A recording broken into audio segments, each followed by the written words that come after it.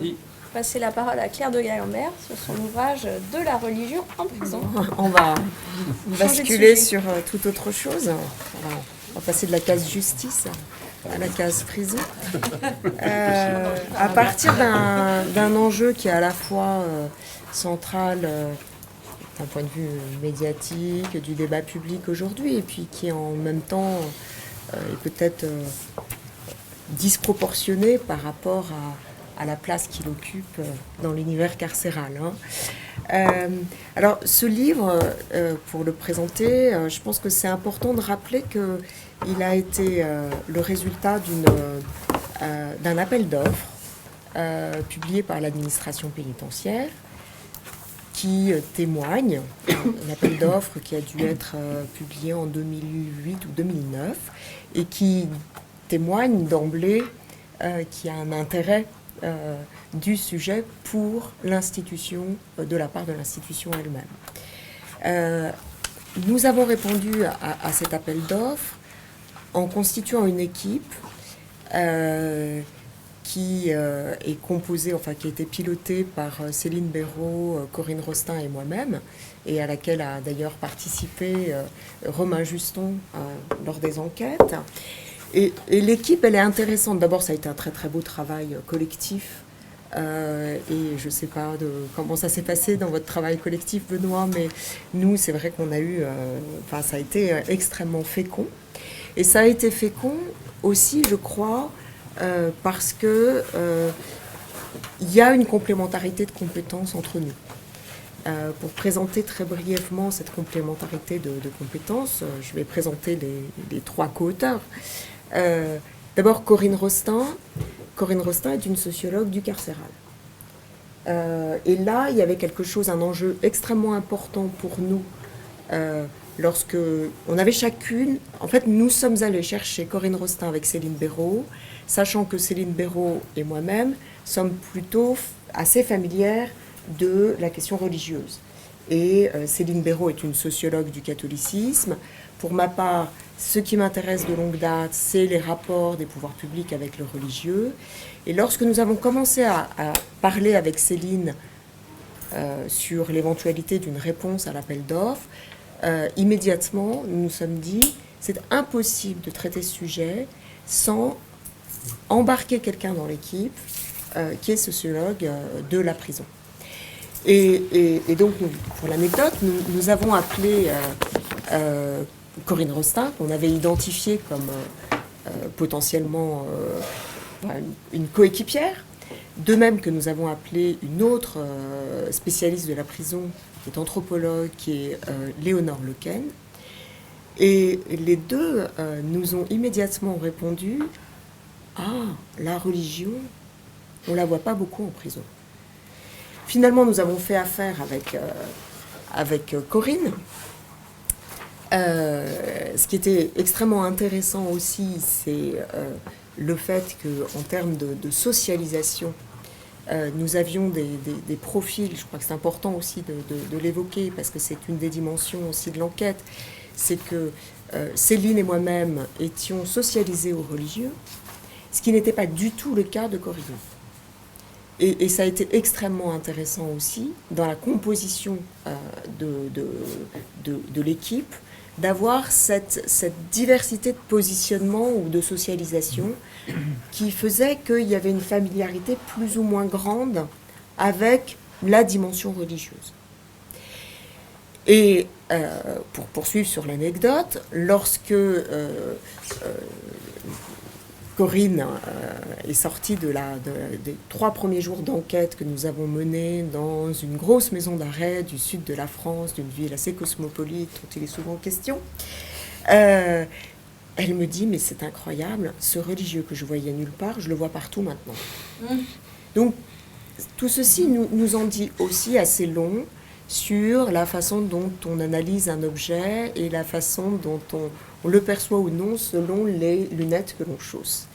Et sur la base de ce constat, elle a relu ses travaux antérieurs Et elle m'a dit, mais dans le fond, mais si, ils étaient présents, mes aumôniers, il y avait des gens qui parlaient de la religion, etc., etc. Donc, on voit bien là comment un objet de recherche formate plus ou moins notre regard. Donc, pour revenir à cette importance de l'association avec une sociologue du carcéral, ce qui nous paraissait extrêmement important, c'est de ne pas déconnecter l'expérience religieuse de l'expérience carcérale, avec cette idée que, dans le cadre de la carcération, la religion était sans doute amenée à tenir un rôle spécifique.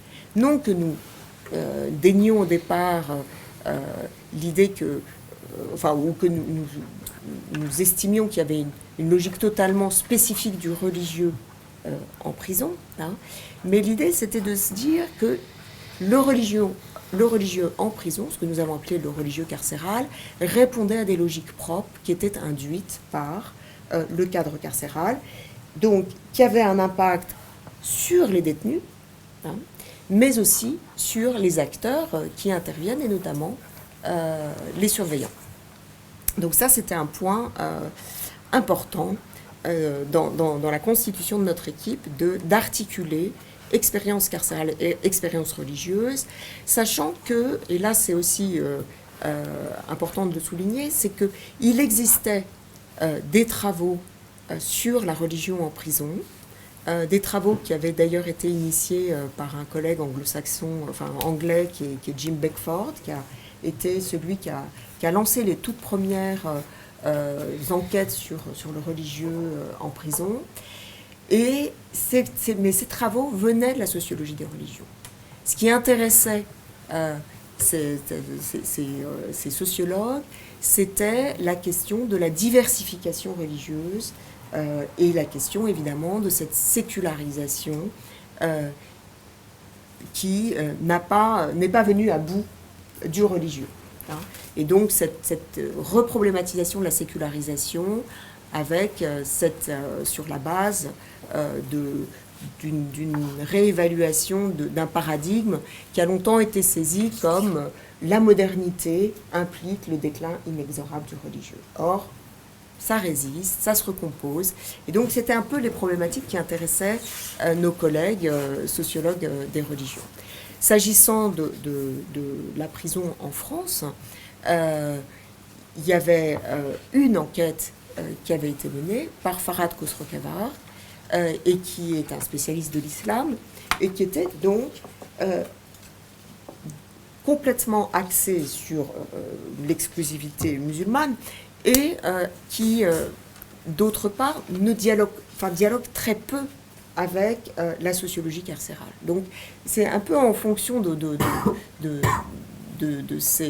la littérature existante que nous avons essayé de construire une problématique qui permette d'articuler sociologie carcérale, sociologie des religions et sociologie de l'action publique, parce que je pense que mon domaine de spécialité a eu aussi un impact dans la façon dont on a constitué notre objet de recherche, avec cette idée qu'il était aussi important, et ça pour le coup c'était totalement absent des enquêtes disponibles sur la religion en prison, réalisées par d'autres collègues, qui s'intéressaient exclusivement à la religion du détenu, donc au rapport que le détenu entretient avec la religion, éventuellement aux intervenants religieux par excellence que sont les aumôniers, mais on trouve, pour ainsi dire, pratiquement rien sur ce qu'est la religion pour l'institution et pour les acteurs qui représentent l'institution. Donc il nous paraissait important, au stade de la problématisation, de faire une place aussi à cette institution, à la façon dont l'institution analyse, utilise, conçoit le religieux, et ce d'autant plus que, comme je le disais tout à l'heure, c'est l'administration pénitentiaire elle-même qui publiait l'appel d'offres. Donc ce qui suggérait que la religion posait problème. Donc tout ceci a guidé un questionnement qui s'est articulé autour de trois grands axes. Le premier axe a consisté à explorer la façon dont la religion se constitue comme un problème pour l'administration pénitentiaire, ce qui a supposé de travailler le sujet aussi bien à partir de la façon dont la question religieuse émerge, et elle émerge à partir des années 2000 et de façon croissante à partir de 2001 autour de la dangerosité de l'islam carcéral. Donc, il était important pour nous de prendre en considération la façon dont le sujet religieux se constitue en enjeu de débat public et se constitue en problème public, mais en même temps de l'aborder à partir de la façon dont, in situ, dans l'univers carcéral, le religieux se configure ou pas comme un enjeu, un problème, et ce qui nous est apparu aussi, également comme une ressource. Donc ceci, nous l'avons travaillé à travers les trois niveaux. Le niveau institutionnel, donc en s'interrogeant sur ce que pouvait être éventuellement une éventuelle pensée doctrinale ou administrative du religieux au sein de l'administration pénitentiaire, la façon dont l'administration pénitentiaire accompagnait le changement religieux,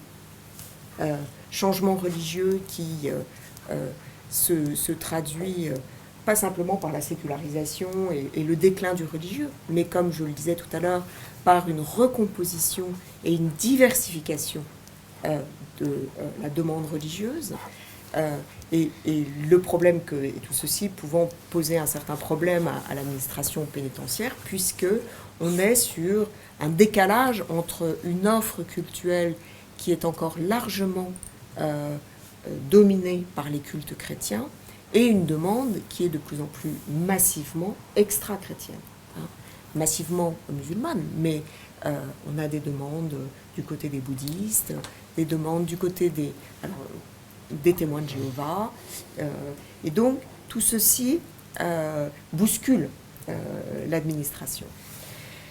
Au niveau, donc je disais ça c'est le niveau plus institutionnel, mais au niveau organisationnel, ou en tout cas mezzo, ce qui nous a intéressé aussi dans cette perspective, c'est d'aller voir la façon dont la religion se constitue comme un enjeu au sein de la vie d'un établissement. Et au sein, comme un enjeu de gouvernement, dans la perspective du gouvernement de l'établissement. Et puis le troisième niveau que nous avons travaillé dans cette perspective de la religion comme problème pour l'administration pénitentiaire a été de s'intéresser de très près à la façon dont la religion surgit comme enjeu dans le rapport interindividuel entre le détenu et le surveillant. Donc nous l'avons travaillé à ces trois niveaux. Donc là, l'idée, c'était bien de comprendre pas simplement la façon dont l'administration organise le religieux, le régule, mais aussi ce qu'elle fait du religieux. Et je pense que là, c'est probablement l'originalité de notre positionnement, c'est d'avoir été attentive à cette question des usages administratifs du religieux, qui sont des usages très largement occultés par une conception de la laïcité ou de la séparation qui voudrait que chacun demeure dans sa sphère et qu'il n'y a pas de reconnaissance du religieux et que c'est une question complètement taboue. Juste une question de clarification. Le focus est sur la France et sur la période récente. Oui, pardon. Oui, pardon. D'accord. Oui. Le deuxième axe de questionnement a été de nous intéresser de très près à ce que représente la religion pour le détenu. Et donc, parmi les questionnements que nous avions, c'était bien sûr de savoir comment la religion vient au détenu. Pas simplement à travers une analyse des acteurs qui lui amenaient ou pas le religieux autour de lui en détention. Donc les intervenants religieux, les co-détenus, éventuellement les surveillants, mais évidemment par rapport à la question de sa socialisation. Parce qu'il y a une thématique qui parcourt toute cette anxiété sur l'islam carcéral, qui est extrêmement présente dans le débat public, qui est l'idée qu'on se convertit en prison. Et donc, cette idée que non seulement la prison rend plus religieux, mais que la prison islamise, puisque la religion qui inquiète, c'est l'islam. Donc ça, c'était un premier aspect, être attentif justement à ce que la religion fait, l'incarcération fait au rapport que l'individu a à la religion.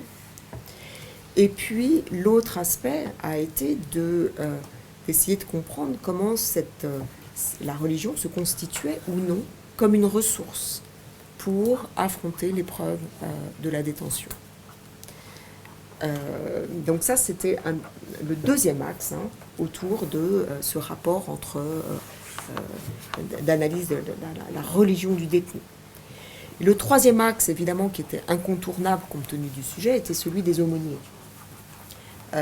Les aumôniers qui sont ces intervenants institutionnels qui ont accès à cet univers pénitentiaire, qui bénéficient d'une reconnaissance de la part de l'administration et qui ont un privilège totalement, qui semble totalement exorbitant, ou en tout cas totalement étonnant au regard de l'idée qu'on se fait de la séparation et de la laïcité, c'est que ce sont les seuls intervenants qui accèdent au sein des seins de la prison, c'est-à-dire aux cellules des détenus. Et donc, non seulement ils accèdent aux cellules, mais ils ont la clé des cellules, qui est d'ailleurs quelque chose qui est parfois très mal vécu par ceux qui ont le monopole de la clé, que sont les surveillants. Donc là, on voit tout de suite, et je vais y revenir, à travers ce privilège exorbitant des aumôniers, qu'il y a quelque chose en prison qui nous bouscule par rapport aux représentations qu'on a de la laïcité, de la séparation, mais j'y reviendrai. Et travailler sur les aumôniers, bien entendu, c'était travailler sur cette espèce de positionnement aux frontières entre intervenir dans une administration avec un agrément administratif, donc une reconnaissance institutionnelle, mais aussi comme une accréditation qui fait de l'aumônier, qu'il le veuille ou non, un acteur pénitentiaire, un acteur de l'administration, et en même temps, je disais un acteur aux frontières parce que c'est le représentant du culte. Donc tout ce qui nous a intéressé aussi, c'est de comprendre comment cet acteur gérait ce positionnement dans deux sphères qui sont censées s'exclure et qui là s'imbriquent et se superposent par moments. Agent du culte ou agent de l'administration. C'est un peu la question qui nous a guidés. Alors, d'un point de vue méthodologique, nous avons mené l'enquête par le haut, auprès de la direction de l'administration pénitentiaire, des aumôneries nationales, et puis à travers aussi tous les textes réglementaires, juridiques, infraréglementaires, et plus largement, nous nous sommes efforcés de saisir à partir de la presse la façon dont il était question de la religion en prison. Nous avons mené évidemment, et c'est le gros de l'enquête, nos recherches par le bas, à partir de 8 établissements. L'échantillon d'établissements, il a été pensé pour être le plus significatif possible de la diversité des configurations d'établissements qui composent le parc immobilier pénitentiaire. Donc il nous a paru important de faire porter l'enquête sur des établissements pour peine, donc des centres de détention et des maisons centrales, mais aussi des maisons d'arrêt, et d'avoir dans notre échantillon cette diversité de configuration. Nous avons mené des enquêtes sur des établissements d'hommes, mais aussi, même si elles sont très majoritaires, je rappelle que les femmes, ça représente 3% de la population pénitentiaire, c'est peu, nous avons aussi été attentifs à aller voir du côté des femmes comment ça se passait. Et puis un des aspects très importants qui nous est paru important dès le départ, c'était de varier les régions. Avec cette hypothèse que, qui nous était inspirée aussi par la lecture des travaux de sociologie carcérale, que finalement les établissements sont perméables à leur environnement territorial. Et donc, nous avons choisi des établissements qui se situent à l'ouest, et notamment nous avons pris un centre pénitentiaire qui avait la particularité, ce qui est d'ailleurs très emblématique, de compter une grande chapelle du 19e dans l'établissement, avec encore quelques religieuses en voile qui circulent dans la détention et qui sont là, qui bénéficient d'un contrat avec l'administration pénitentiaire. Donc voilà. Nous sommes allés dans une grosse ville du Sud, qui est une grosse maison d'arrêt, avec cette idée qu'on était là dans une ville cosmopolite, avec un mode de régulation du culte dans la ville qui est très attentif justement à l'équilibre entre les communautés. Donc on se disait que c'était intéressant de voir jusqu'à quel point ça impactait la gestion du fait religieux. Nous avons sélectionné des établissements dans les départements concordataires, en se disant que peut-être l'exceptionnalité concordataire avait un impact sur la façon dont les établissements géraient le fait religieux. Et puis des établissements du centre, davantage connus, si l'Ouest, c'est vraiment l'Ouest reste la région catholique en sociologie des religions, et c'est vraiment la religion catholique par excellence. Le centre est plus en géographie religieuse assimilé traditionnellement à l'anticléricalisme et à une sécularisation très forte et prononcée. Le centre, c'est Île-de-France C'est la région centre. Ah, la région centre, voilà, c'est voilà, pas le centre. Ouais, voilà. Et puis, évidemment, nous avons été attentives aussi à faire varier les échelles des établissements et à compter dans nos établissements, à avoir parmi notre échantillon des établissements autour des grosses métropoles urbaines, notamment Paris et Lyon. Donc voilà pour le dispositif. Après, d'un point de vue méthodologique, nous avons utilisé l'entretien beaucoup. Nous avons fait plus de 450 entretiens avec une diversité d'acteurs, donc les détenus, les surveillants, les gradés de la détention, le personnel d'encadrement, et puis nous avons à chaque fois donné des petits coups de sonde sur les intervenants tels que évidemment les conseillers d'insertion et de probation, les personnels d'infirmerie, les psychologues, les psychiatres. Donc on a essayé on a essayé d'être le plus exhaustif possible.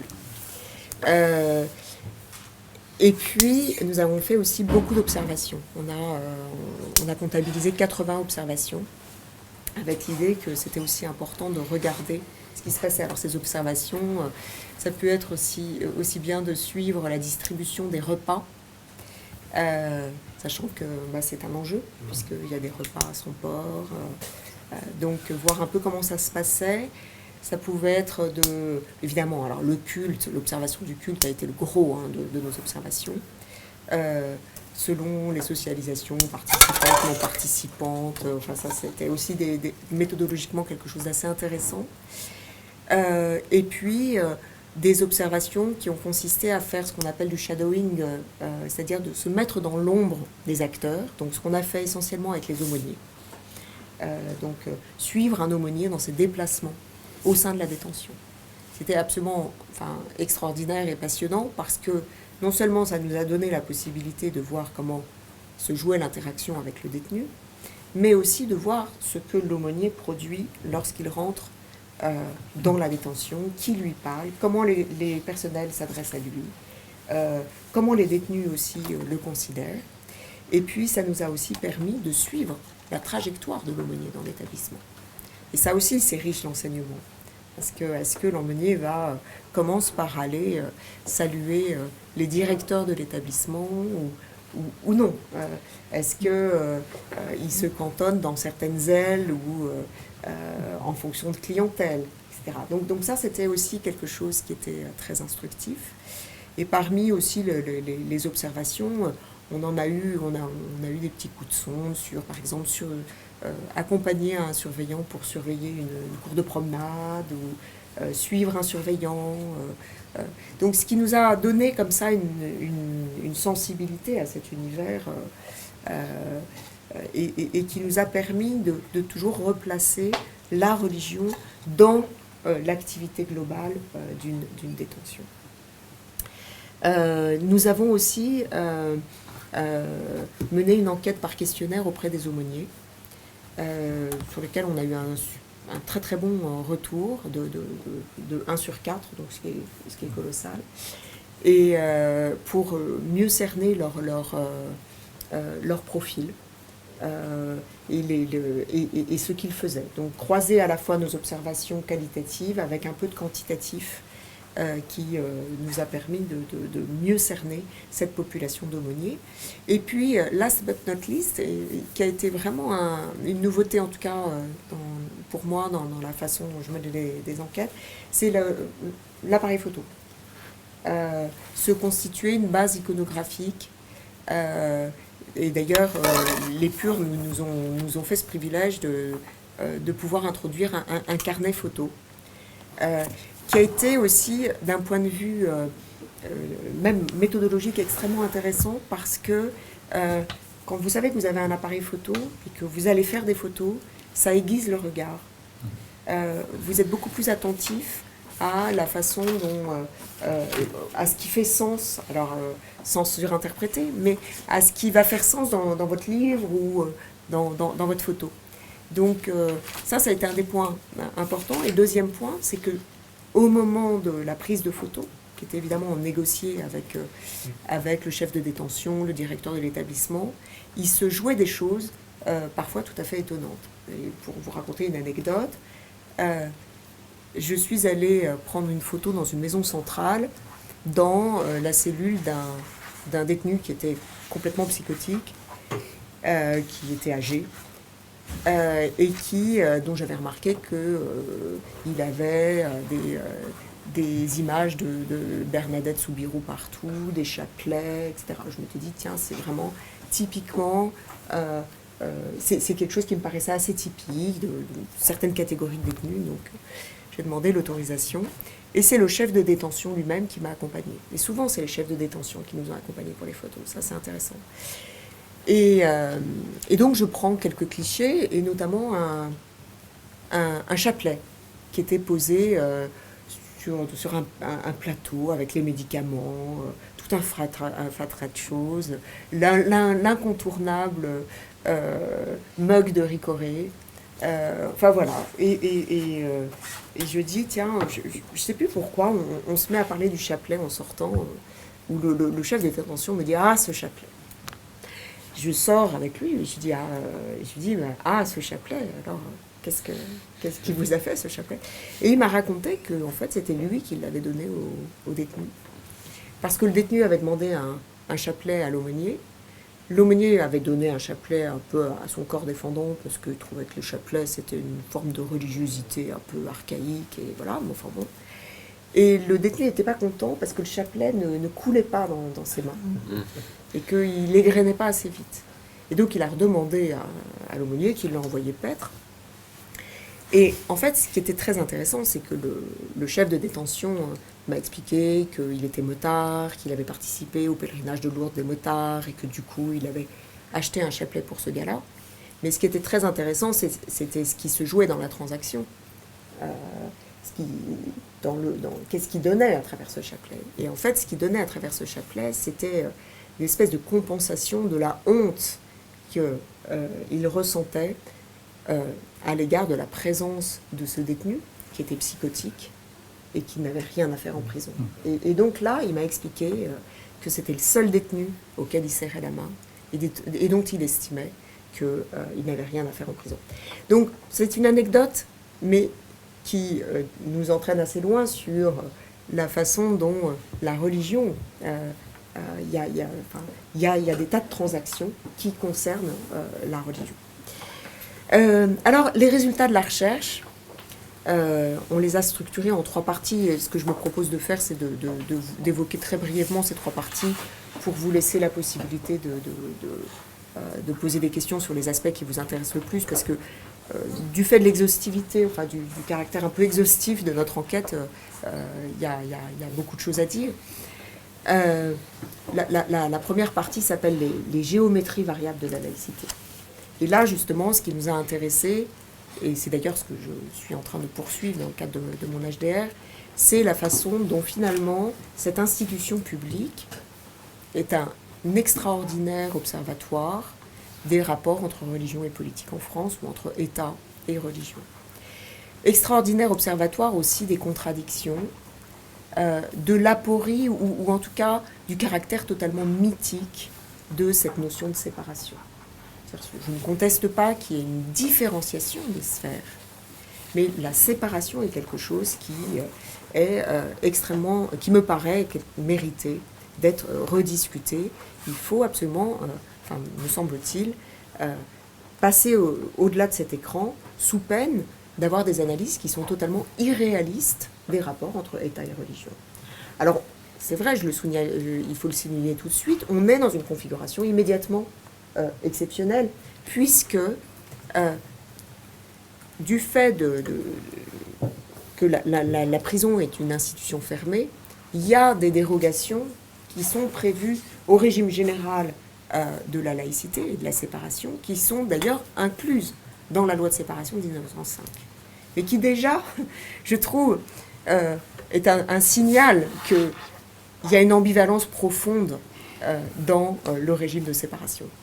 Et donc, la présence des aumôniers, notamment, s'explique, qui bénéficient en partie de subsides publics, est le reflet de cette dérogation qui fait que dans les institutions privées, où la liberté d'aller et de venir des usagers est contrainte, alors il appartient à la République d'assurer le libre exercice du culte et le respect de la liberté religieuse. Donc on est dans une institution, ou par opposition par exemple à l'institution scolaire, on est sur un régime de laïcité qui est un régime de laïcité inclusif et un régime de reconnaissance. Et qui est d'autant plus explicite et prégnant qu'il existe des affinités très fortes entre la prison et l'univers catholique. Affinités fortes qu'on peut énumérer très rapidement, qui sont liées au fait que la prison pour peine, l'enfermement comme lieu d'amendement est une invention canonique catholique. Prégnance forte du catholicisme parce que pendant très longtemps, et bien au-delà d'ailleurs de la Troisième République, l'aumônier était conçu, l'acteur religieux était conçu comme un acteur de remoralisation du détenu. Et prégnance, affinité élective qui se traduisent aussi par le fait que finalement la prison fait partie de ces univers qui ont relativement bien résisté à la laïcisation. C'est un univers où il y a une présence des réseaux religieux qui sont extrêmement présents. Et on le voit aussi dans tous ces réseaux qui gravitent autour du débat sur la condition pénitentiaire. Eh bien, on voit une surreprésentation d'associations diverses et variées, qui sont des associations originellement à matrice chrétienne, aussi bien sur l'appui aux familles que sur l'indigence, que sur les cadeaux qu'on va envoyer aux familles, etc. Enfin bref, il y a là une présence très forte et qui paraît disproportionnée, ou en tout cas en écart par rapport à d'autres univers. Donc là, c'était une chose qui nous a beaucoup intéressés, c'était de constater que selon les administrations, selon les institutions, et on pourrait élargir, selon les territoires, selon les domaines d'action publique, eh bien, dans le fond, on a un degré de densité de la coopération entre l'État et la religion qui varie. Si on prend les choses sur un spectre, l'administration scolaire est évidemment régie par une exclusion relativement forte, alors que dans l'armée, dans l'hôpital et en prison, il y a des collusions, il y a des coopérations, il y a du partenariat qui sont beaucoup plus prononcés. Donc on a trouvé que c'était déjà un résultat assez intéressant que ce constat de cette laïcité qui n'est pas vécue de la même façon selon les univers administratifs. Deuxième chose, on s'est rendu compte que ces géométries variables, elles jouaient entre institutions publiques, mais elles jouaient aussi d'un établissement à l'autre. Et là, on tombe sur quelque chose qui est relativement bien connu de la sociologie carcérale, qui est qu'on a des ordres de régulation locaux, des cultures locales. Et là, de ce point de vue-là, le religieux est un excellent analyseur, parce qu'on arrive dans des établissements comme celui dans lequel nous avons enquêté avec Romain, dans le centre, où il y avait de l'iconographie religieuse partout, y compris dans le bureau de la directrice de l'établissement, où il y avait une énorme icône qui devait faire 70 cm sur 40, en or et argent, de la Vierge. Donc c'était quand même très étonnant. Tu te souviens, Romain, que à côté de l'infirmerie, il y avait un magnifique tableau c'était Gauguin, me semble-t-il, qui était l'église d'Ozoir, un énorme tableau.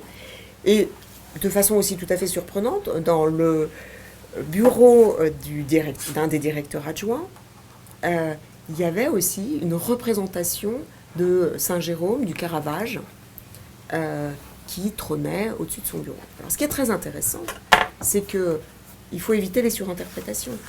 Parce que lorsque nous avons interrogé les acteurs sur la présence qui nous paraissait, nous, incongrue, parce que nous avions le nez sur la question religieuse, la laïcité, des entorses, des erreurs de grammaire, si je puis dire, c'est que eux ne voyaient pas le problème. D'une part, ils ne le voyaient pas parce que dans le cas du directeur adjoint, il n'avait absolument pas identifié le tableau comme un tableau à connotation religieuse. Et s'agissant de la Vierge dans le bureau de la directrice, elle nous a quand même avoué qu'elle avait mis un certain temps à se rendre compte qu'elle avait une Vierge dans son bureau. Tout en ajoutant que si elle l'avait laissée, ce n'était pas un hasard, parce que pour elle, la Vierge, c'était une façon, c'était une espèce d'élément qui permettait de thématiser la dimension métaphysique au sein de la détention. Donc finalement, elle n'y adhérait pas en tant que confessionnellement, mais plutôt en tant que symbolique de quelque chose de métaphysique auquel on est sans arrêt confronté dans une détention. Et donc, voilà, un type d'établissement où finalement le religieux apparaît dans les murs, matériellement, où aussi on voyait des rapports, malgré tout aussi de partenariats assez poussés avec les aumôniers. Et puis, on peut prendre à l'opposé un établissement, une maison centrale, où là j'ai scruté tous les murs, tous les bureaux, et où je n'ai vu aucun signe religieux, y compris sur les corps des détenus. Donc là, on voit bien qu'il y a des ordres différents. Et évidemment, ce qu'on voit à l'œil nu est confirmé après dans les entretiens, où il y avait, dans cette maison centrale, qui avait eu à subir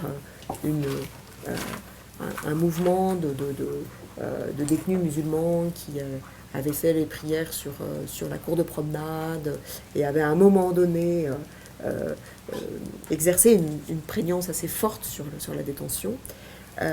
Il y avait eu l'établissement gardait en mémoire ces espèces de coups de force qu'il avait fallu mener pour repousser cette emprise de l'islam sur la détention.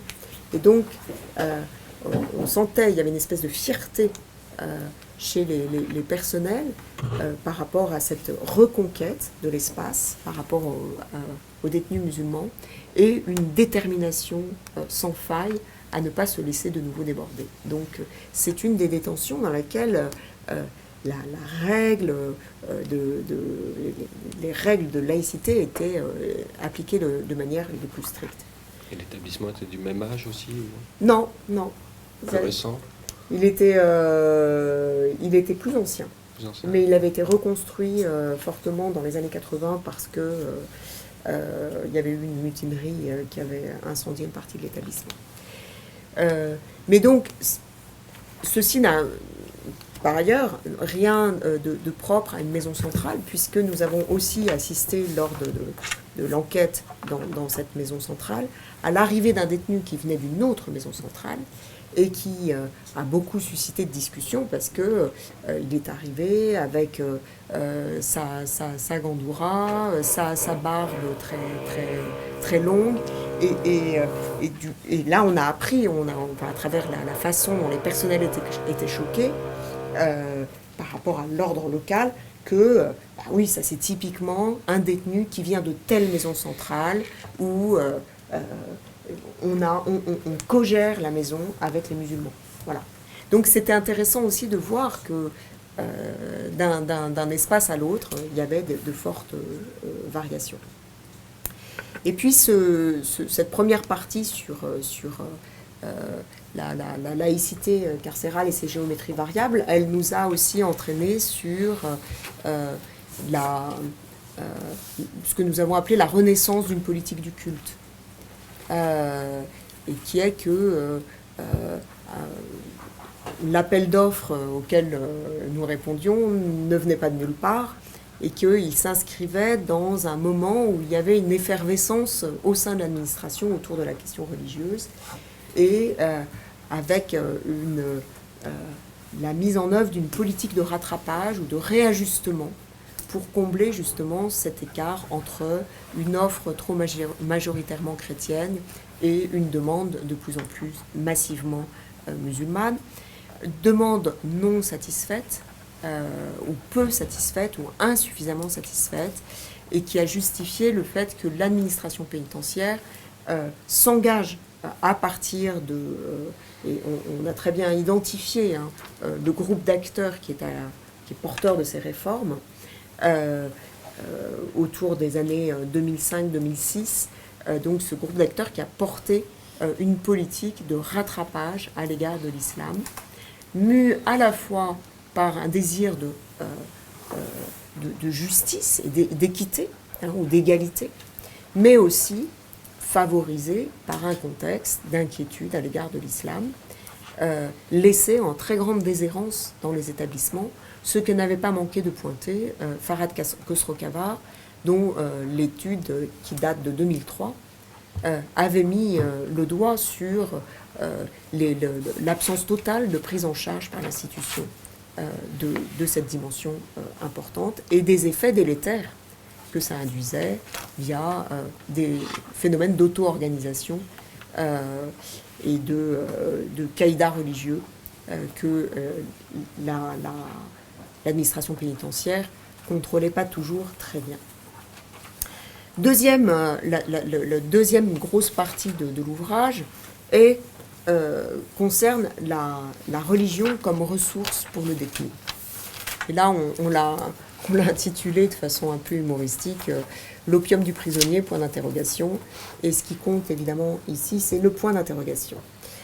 Parce qu'on s'est rendu compte que, de fait, la prison induisait une intensification de l'expérience religieuse.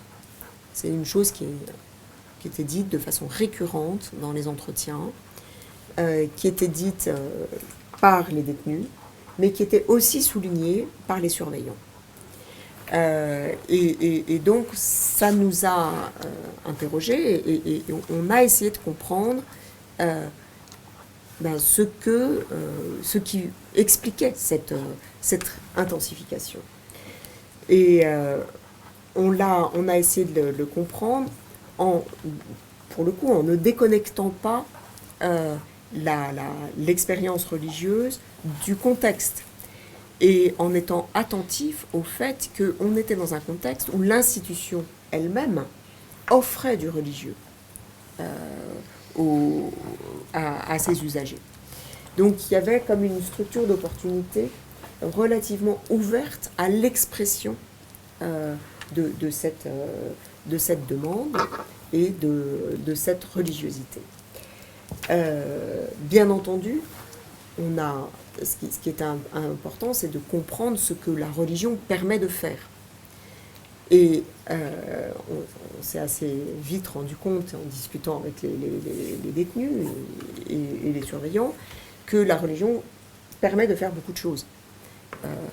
À la fois, elle permet des usages, j'allais dire détournés, qui permettent d'avoir ce qu'on appelle les adaptations secondaires, qui permettent d'accéder à des bénéfices secondaires, comme aller au culte pour trafiquer, pour rencontrer des détenus dont on est séparé, régler ses comptes sur le chemin pour aller au culte, sortir tout simplement de sa cellule.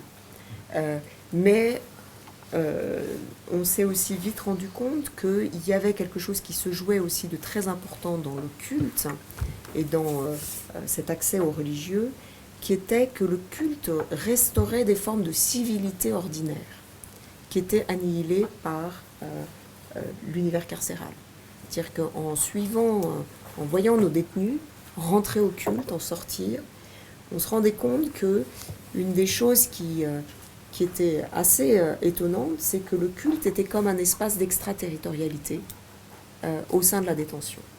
Et que là, ce qui était aussi souligné au-delà de l'observation, où on voyait les gens s'appeler par leur prénom, s'embrasser, se serrer la main, mais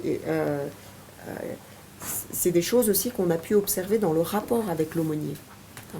Moi, ça m'est arrivé de suivre une aumônière, et c'était très très net que les détenus venaient vers elle pour l'embrasser, la saluer, discuter. Et il y avait quelque chose d'un ordre quasiment démonstratif qu'avec elle, c'était possible de devenir, de recouvrer une forme de dignité humaine.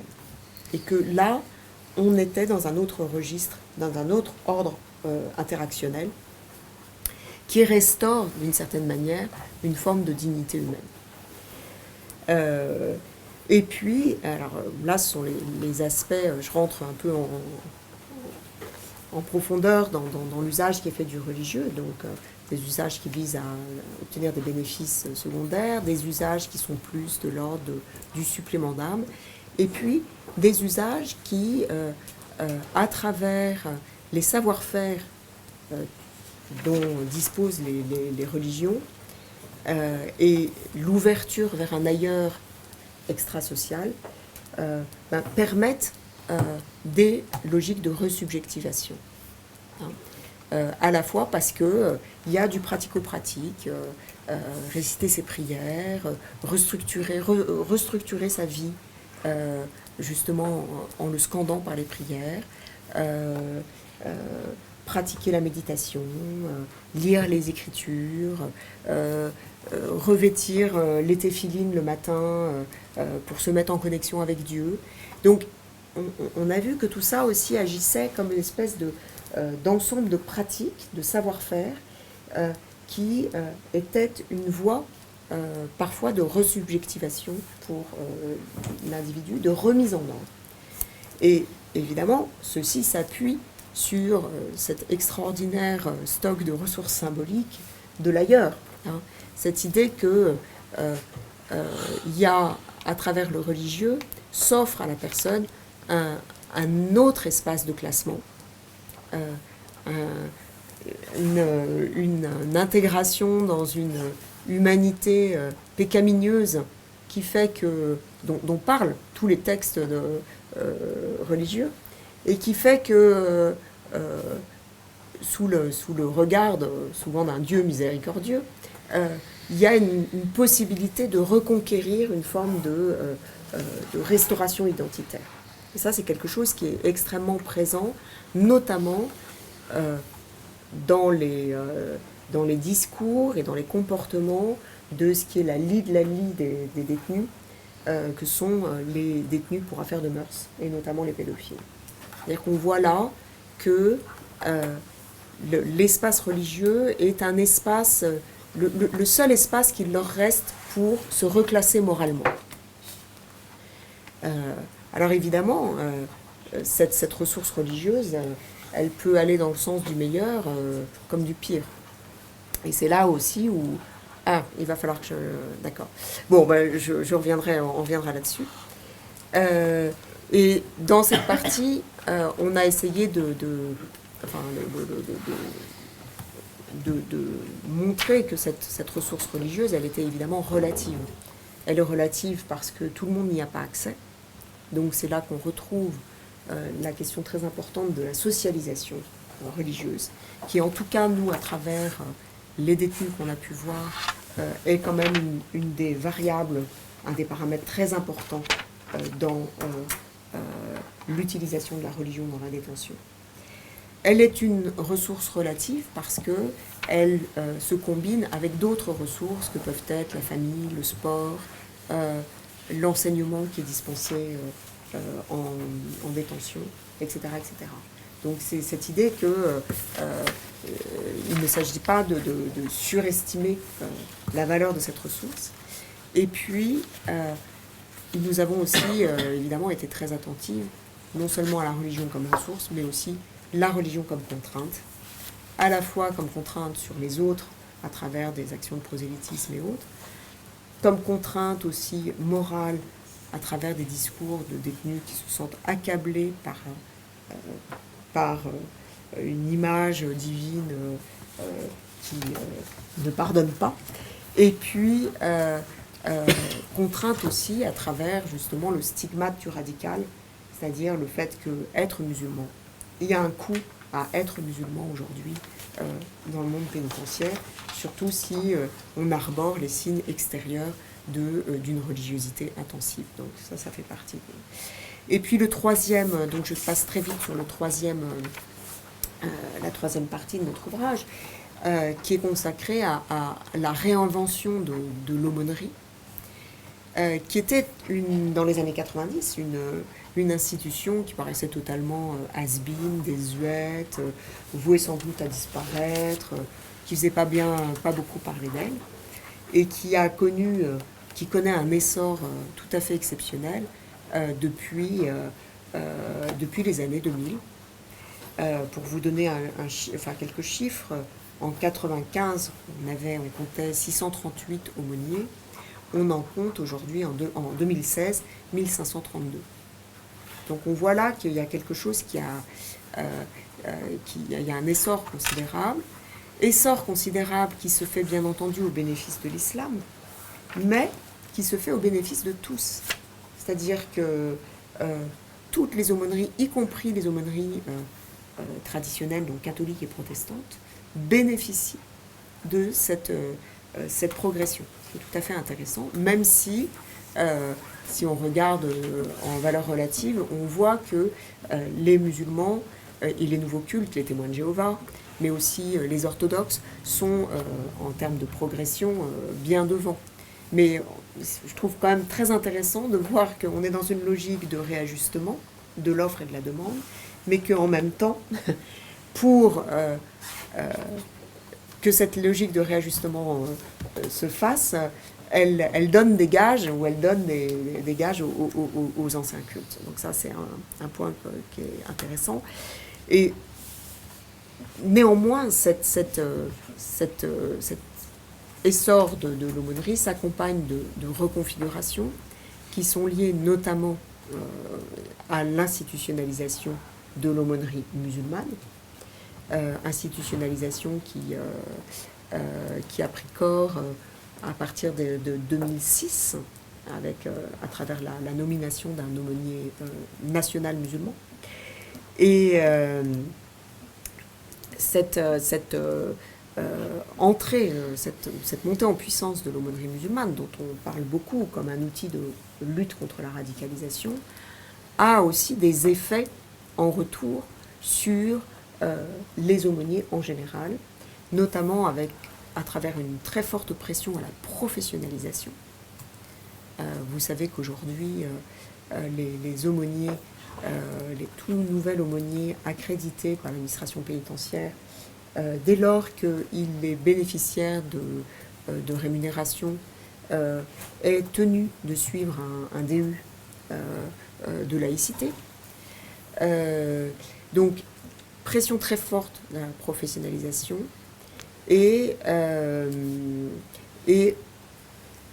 mise sous contrôle accrue du culte en général, avec une surveillance plus prononcée de la part de l'administration sur ces acteurs qui, de plus en plus, sont intégrés comme des outils de gestion de la détention. Donc on voit très bien. Alors après, il y a évidemment, selon les acteurs eux-mêmes, des positionnements différents par rapport à cette injonction de coopérer avec l'administration. Donc si on regarde sur le spectre confessionnel, les protestants se montrent extrêmement réticents à toute forme de coopération. Mais les musulmans, qui n'ont pas d'institution religieuse de référence, ont tendance à aller chercher le charisme d'institution du côté de l'administration pénitentiaire, et donc sont des acteurs qui jouent très volontiers ce jeu de l'agent de l'administration tout en étant l'agent du culte, et qui d'ailleurs ne seraient pas de façon générale hostiles à une forme de salarisation des aumôniers sur le long terme. Donc je vais peut-être m'arrêter là-dessus, juste en soulignant le fait que ce calcul qui a été fait, ou cette façon dont on instrumentalise l'aumônerie musulmane comme un outil de lutte contre la radicalisation, n'est pas sans poser question. Parce que ce que nous avons observé, c'est que une des choses qui fait l'efficacité de l'intervention de l'aumônier en détention, c'est le fait que ce soit un tiers, son extériorité à l'administration. Extériorité relative, certes, mais extériorité tout de même. Et que plus il est dit que l'aumônier est un outil de lutte contre la radicalisation, et que c'est pour cette raison qu'il faut renforcer leur nombre et leur présence en détention, plus cela jette la suspicion sur son autonomie par rapport à l'administration. Donc, d'une certaine manière, on peut se demander si, en faisant cela, nous ne sommes pas en train de scier la branche sur laquelle nous sommes assis. Et là-dessus, je vous en dirai plus dans quelques mois, puisque nous sommes engagés dans une nouvelle enquête sur, justement, la façon dont ces aumôniers musulmans sont appropriés par l'administration pénitentiaire aujourd'hui. Je vous remercie pour votre attention. J'espère que ce n'était pas trop éparpillé, mais c'est un livre qui est dense. Est-ce qu'il y a des questions? J'ai une question. Donc, je suis un économiste et donc naturellement réductionniste. Bon, il y a les aspects individuels de la religion et après les aspects sociaux. La religion couvre, disons, des réalités tellement disparates qu'il est difficile après d'avoir, comment dire, une vision omnicompréhensible.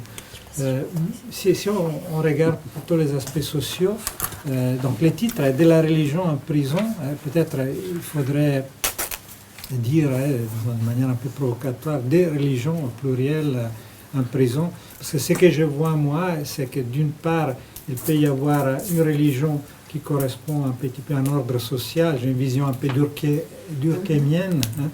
Et je viens d'un pays où la séparation entre État et Église n'est pas si prononcée comme en France. On a encore les croix dans les écoles publiques. Et donc, le rôle de la religion catholique, par exemple en Italie, n'est pas le même que le rôle de l'islam en ce qui concerne les prisons.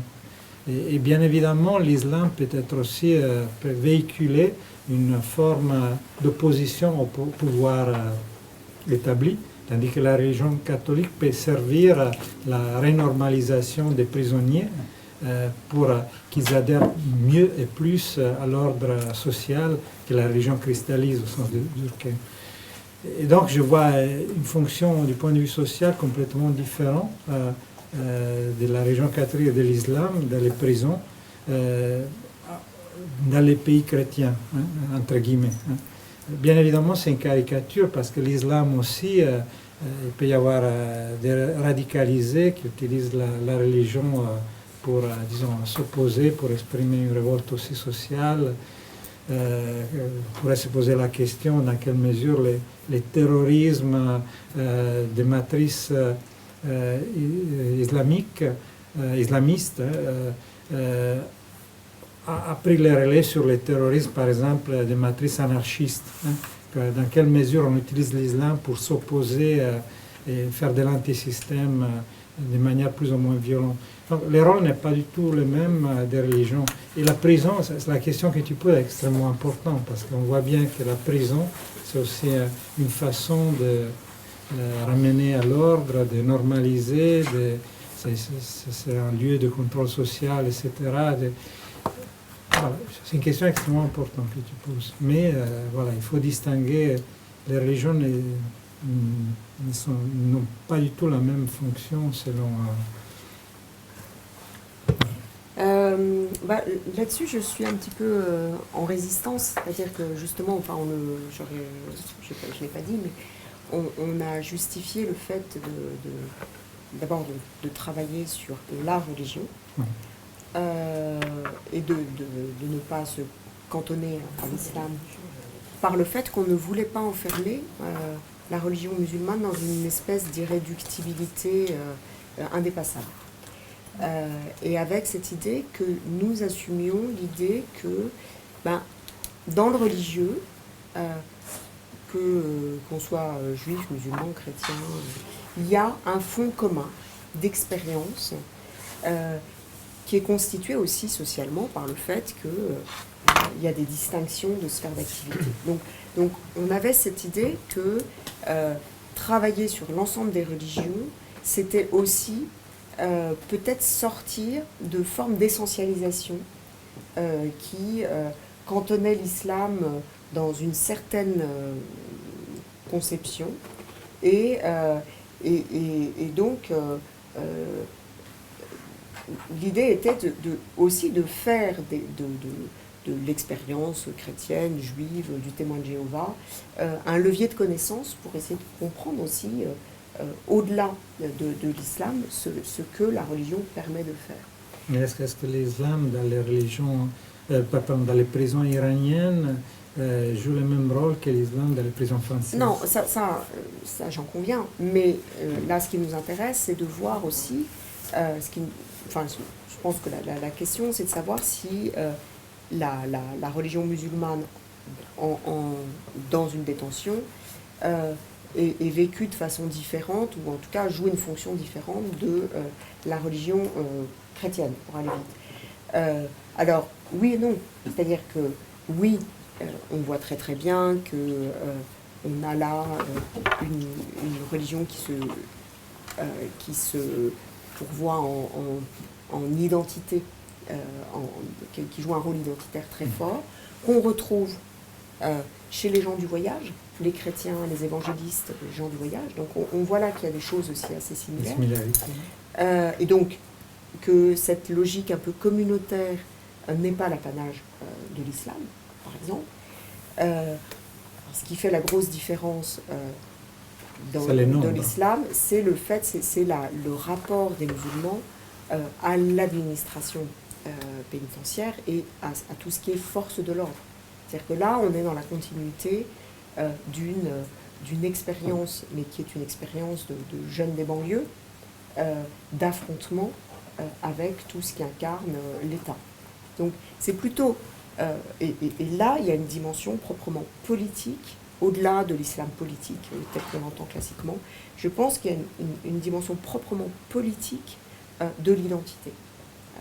Et se pourvoit comme une espèce pas simplement protection identitaire, mais aussi, effectivement, de logique contestataire.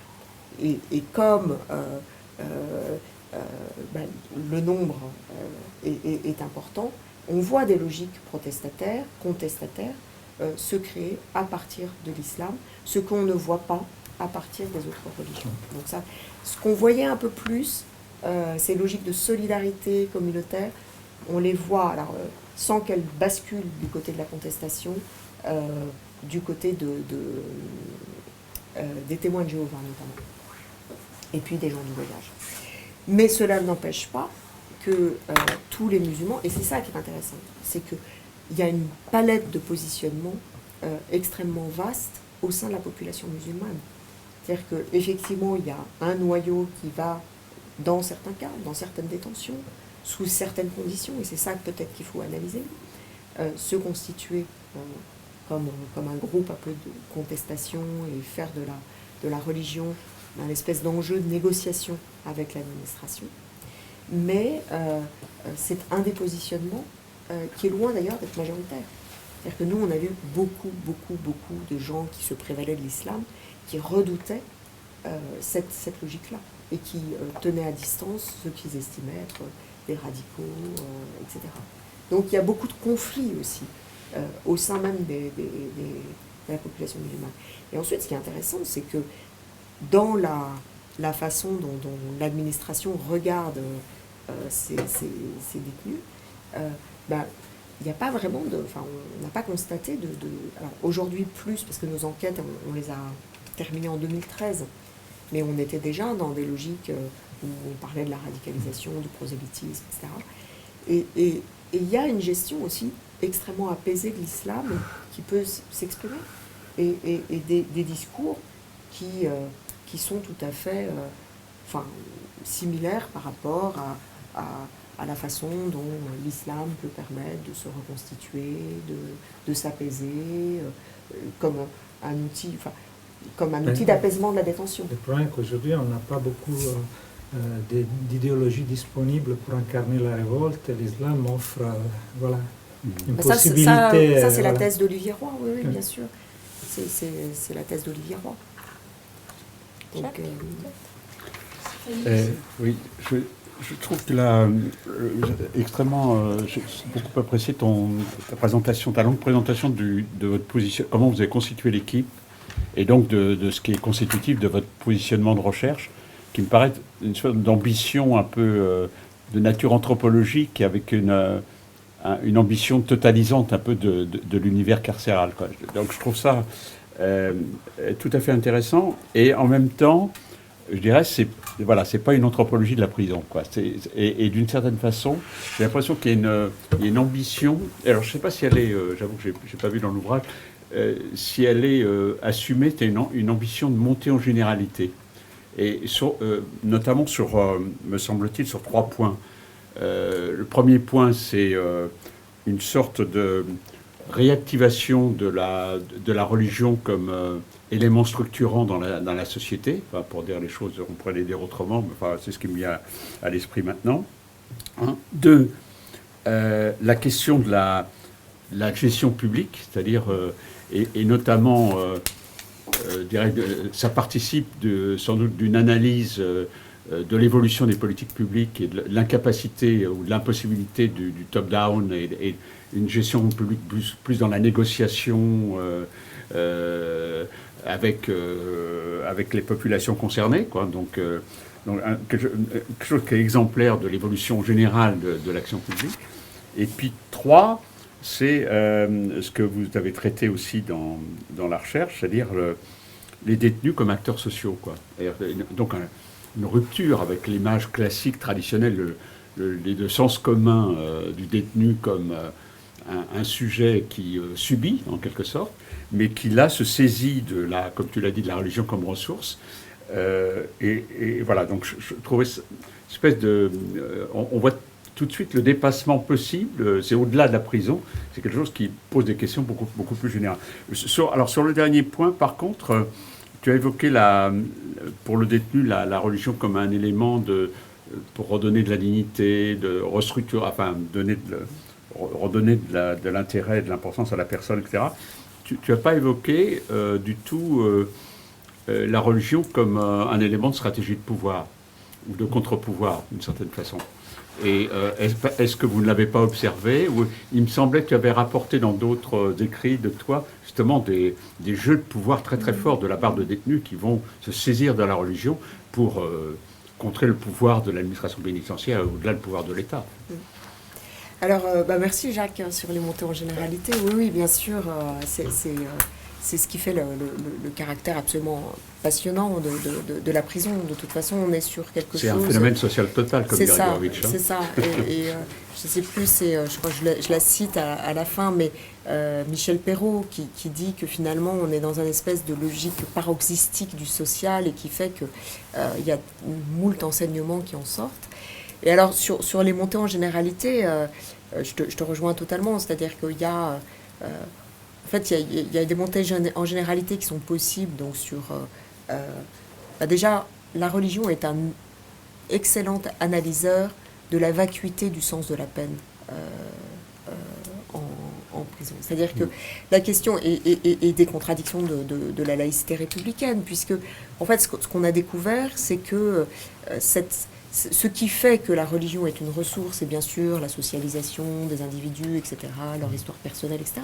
Mais c'est aussi, cette intensification, elle se joue en creux de l'absence d'autres prises pour se reconstruire. Et ça, c'est quand même quelque chose que je trouve, on est au cœur d'une contradiction incroyable aujourd'hui, de se dire que finalement la seule chose qu'on répond à la logique de radicalisation, qui est une logique de radicalisation, enfin la prison radicalise tout le monde. Pas au sens radicalisme de façon islamique, mais tout le monde sort plus violent puisque c'est une institution de socialisation à la violence. Et je trouve stupéfiant de voir que par rapport à ces logiques de radicalité musulmane et au développement du terrorisme, la réponse qu'on apporte, c'est une réponse religieuse. Dans une république qui ne cesse de dire qu'il faut séparer, qu'il faut... Et donc, je comprends la logique, bien entendu, le fait que se dire que c'est aussi sur le terrain religieux qu'il faut aller chercher ces gens-là, mais je trouve qu'il y a quelque chose d'assez surprenant, notamment par rapport au fait que ça ne suscite aucune discussion. C'est-à-dire que pour tout le monde, ça va de soi. Stéphanie, ça va peut-être pas de soi pour toi, mais si tu veux, moi, je scrute désespérément les journaux, les débats, et j'ai vu très rarement des gens s'emporter en disant mais c'est scandaleux qu'on paye des... C'est pas que, moi, ça me dérange pas personnellement, mais ce que je veux dire, c'est que ce que je trouve intéressant, c'est ce que ça dit du fait que en prison, finalement, tout est possible. Tout est possible. Enfin, voilà. Donc là, je finis juste de répondre à Jacques. Je pense qu'il y a un élément, un analyseur extraordinaire. Il y a un analyseur, alors sur les politiques publiques, oui. Pour moi, l'analyseur, c'est à la fois sur ce que j'ai dit, sur cette ambivalence de la laïcité qui en fait, est totalement, et de la séparation qui est totalement mythique et qui est sans arrêt contredite par l'empirie. Donc ça, je trouve que c'est un fil qu'il faut tirer, parce que pour avoir une analyse réaliste du rapport. Mais aussi, c'est un extraordinaire analyseur du redéploiement de la question cultuelle et religieuse au sein de l'appareil d'État. Et on le voit, et de la repolitisation du religieux, pas simplement la repolitisation du point de vue d'acteurs, de mobilisation sociale. Donc oui, je ne l'ai pas évoqué, mais on en parle lorsqu'on évoque la ressource religieuse. C'est un outil d'opposition et de contestation, notamment du côté des musulmans. Mais, et là, on voit... il y a une repolitisation de la question qui est présente à la fois aussi dans les positionnements, dans le policy, mais dans le politics aussi.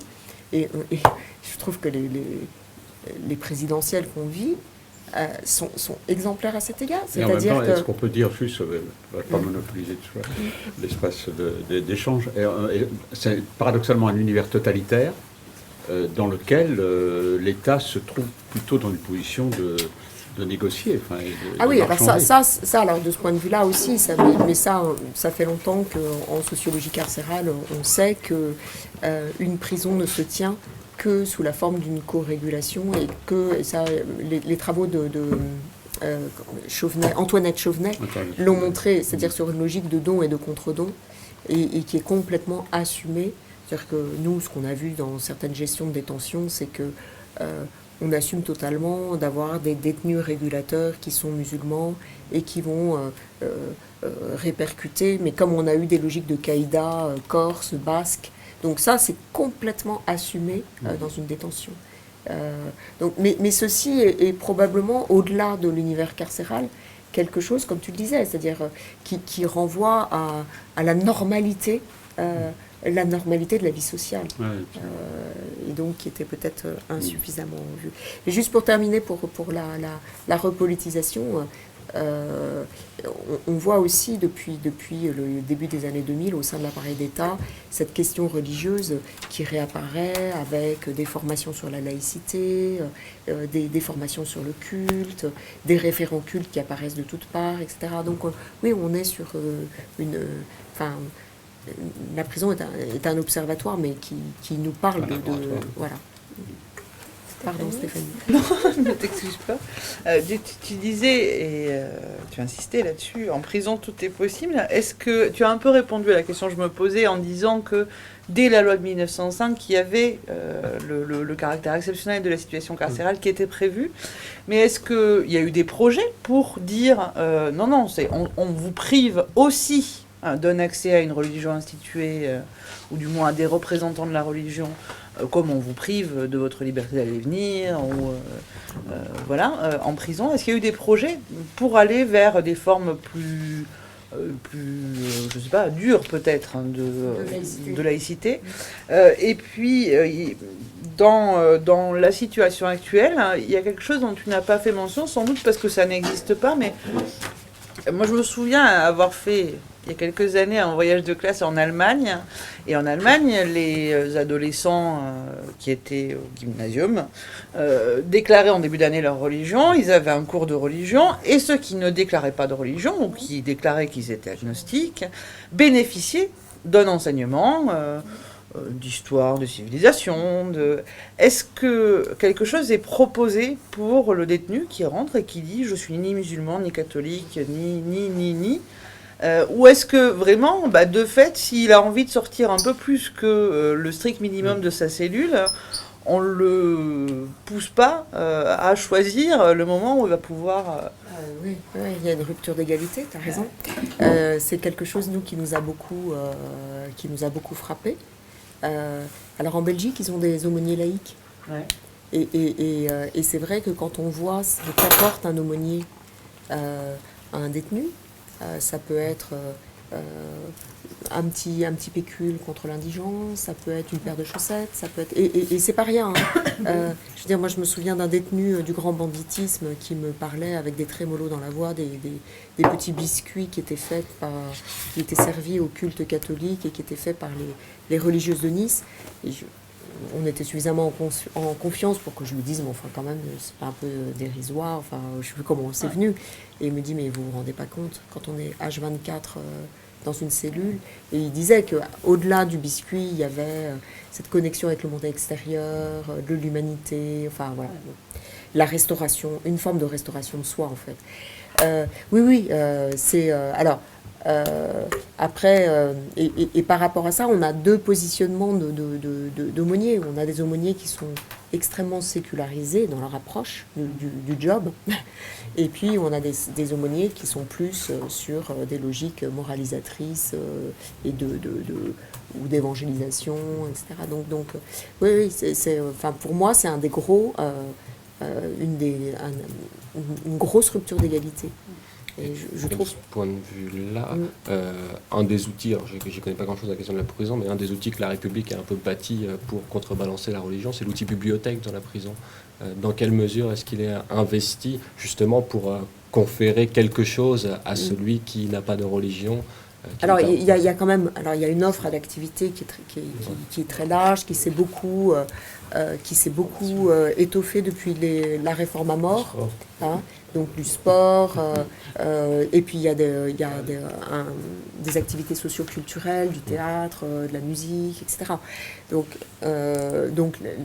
l'activité religieuse a été extrêmement relativisée, alors qu'elle était en position de quasi-monopole au début du siècle dernier. Hein. Donc ça, c'est un point important, c'est-à-dire que par la religion, il n'y avait pas grand-chose. Hein. Le travail, la bibliothèque a cette spécificité d'être très politique aussi, voilà. C'est-à-dire par la composition des collections, etc. Ouais, alors moi j'ai pas travaillé. Potentiellement très politique. Elles sont visitées, elles sont présentes. On les a regardées parce que dans certaines bibliothèques il y a des Corans ou des Bibles. Donc ça c'est aussi un aspect qui nous a intéressés. Mais je saurais pas dire. En tout cas c'est pas ressorti dans les discussions avec les détenus.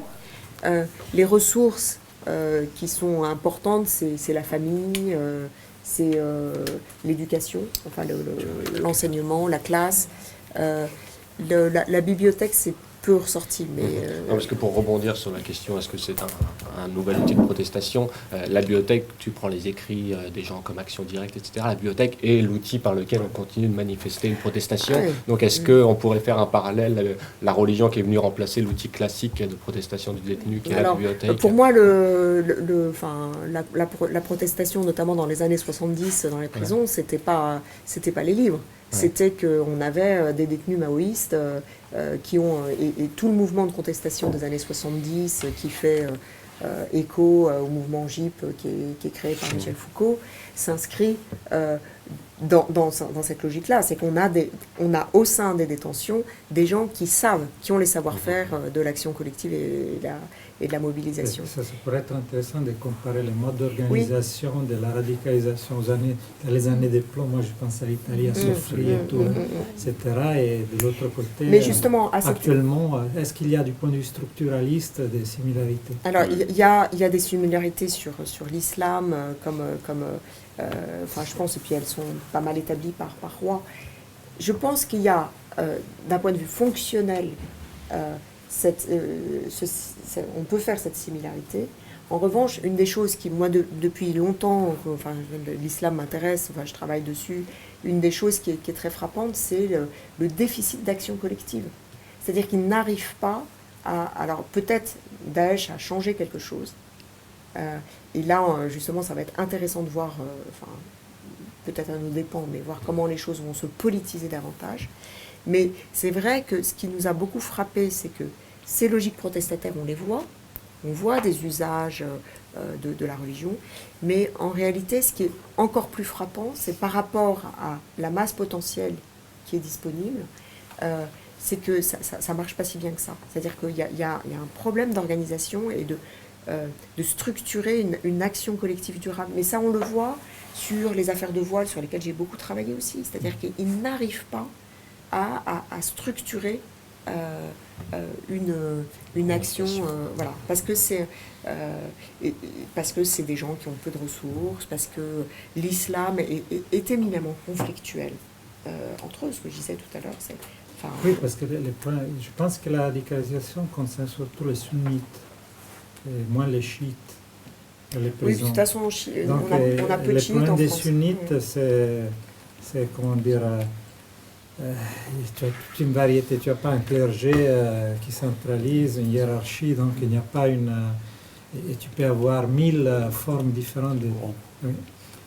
Et je voulais juste finir de répondre à la question de Stéphanie, parce que sur 1905, à ma connaissance, non, il n'y a pas eu de...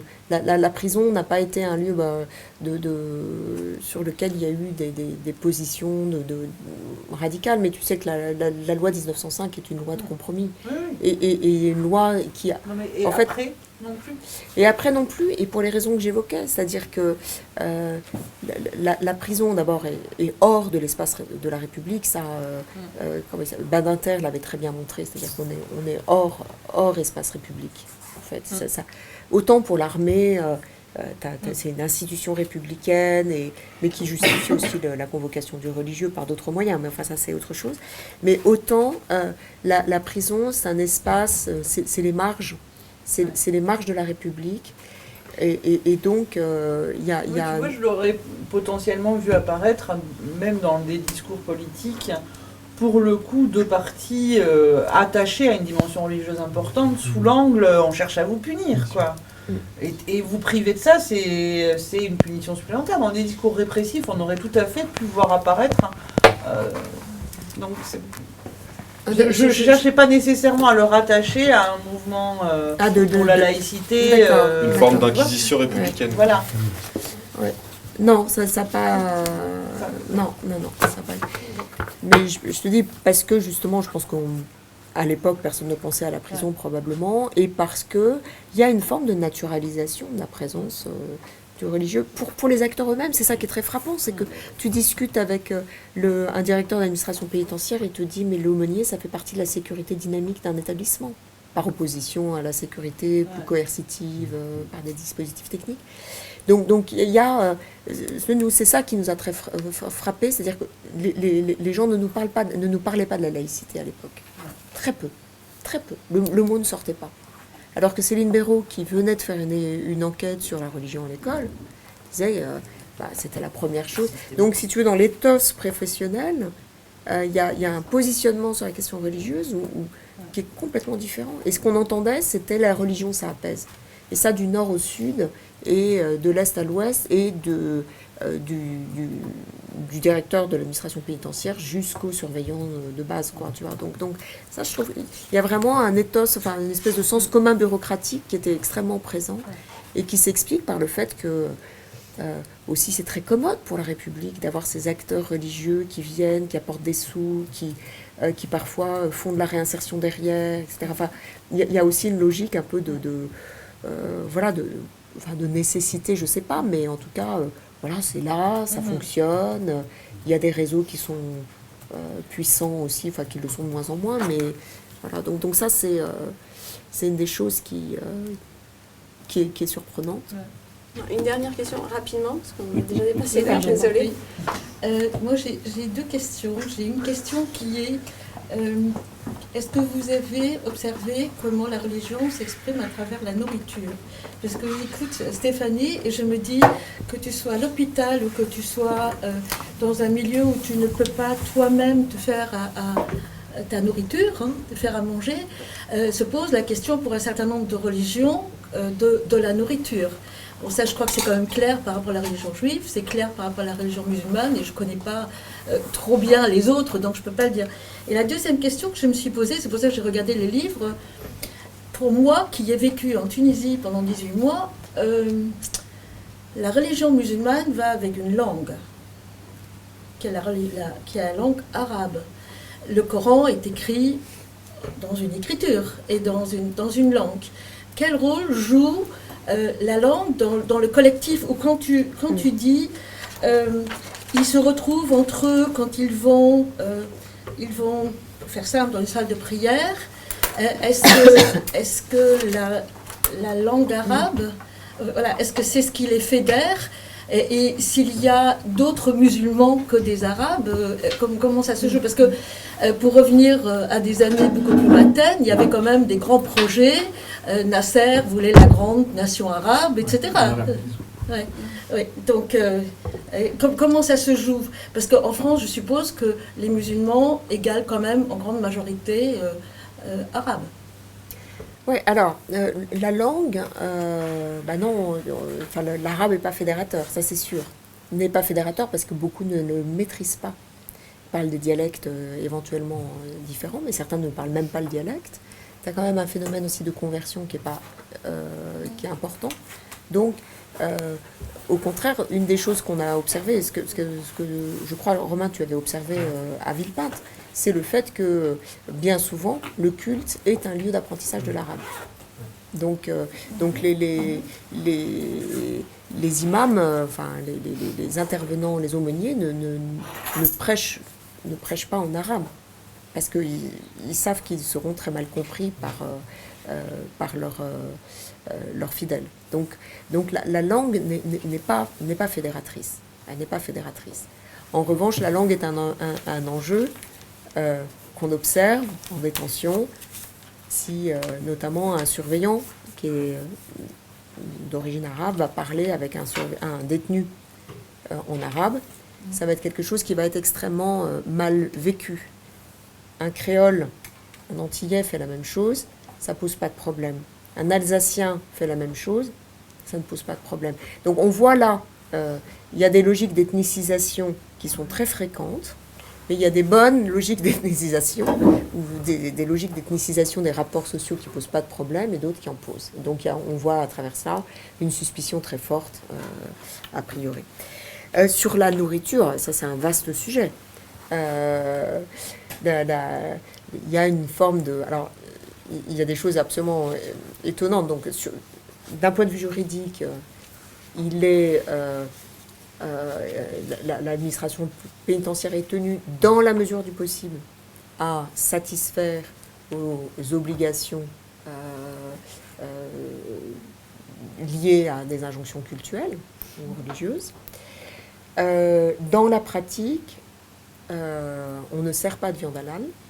Des recours ont été faits, portés notamment par l'OIP récemment, et notamment à travers Spinozzi, enfin, comme avocat. Donc, apparemment, ils n'ont pas obtenu gain de cause. Donc, il y a eu un blocage très, très net de l'administration pénitentiaire sur servir du halal, en dépit de positions qui allaient plutôt dans ce sens de la part du contrôleur général des lieux de privation de liberté, Jean-Marie Delarue, dans une note qu'il avait faite sur la laïcité en milieu pénitentiaire, et sur laquelle il disait qu'il voyait pas, dans laquelle il exprimait le fait qu'il n'y avait pas d'objection juridique à ce qu'on s'ouvre à servir du halal en milieu pénitentiaire.